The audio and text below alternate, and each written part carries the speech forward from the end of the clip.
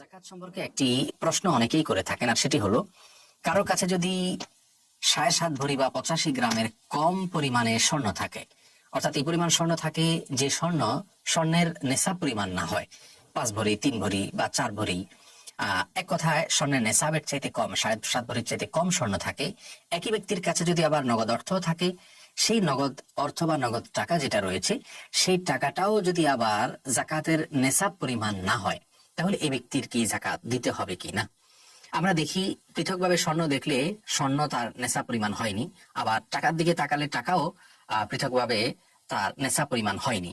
সেক্ষেত্রে এই ব্যক্তির জাকাত দেওয়া লাগবে কিনা, এ বিষয়ে আমরা দেখি জমহুর ফুকাহায়ে উম্মত বা উম্মতের বেশিরভাগ ফকিহ এবং ইমামগণ তাদের মতে এই ব্যক্তিকে জাকাত দিতে হবে যদি তার উভয় সম্পদ একত্র করার পর রূপা অথবা স্বর্ণ যে কোনো একটার নেশাব পরিমাণ যদি পৌঁছে যায়।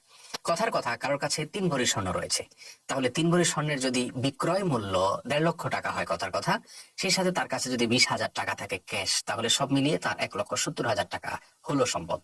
যদি পৃথক শুধুমাত্র স্বর্ণ থাকতো, নগদ কোনো টাকা না থাকতো, তাহলে সেক্ষেত্রে 7.5 ভরির আগ পর্যন্ত তার জন্য জাকাত দেওয়া আবশ্যক হতো না।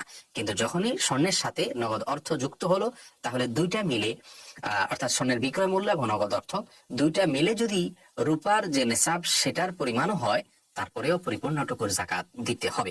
আমাদের সমাজে বহু মানুষ রয়েছেন, এভাবে দুইটাকে মেলালে দেখা যায় তার জাকাত আবশ্যক হয়ে যায়।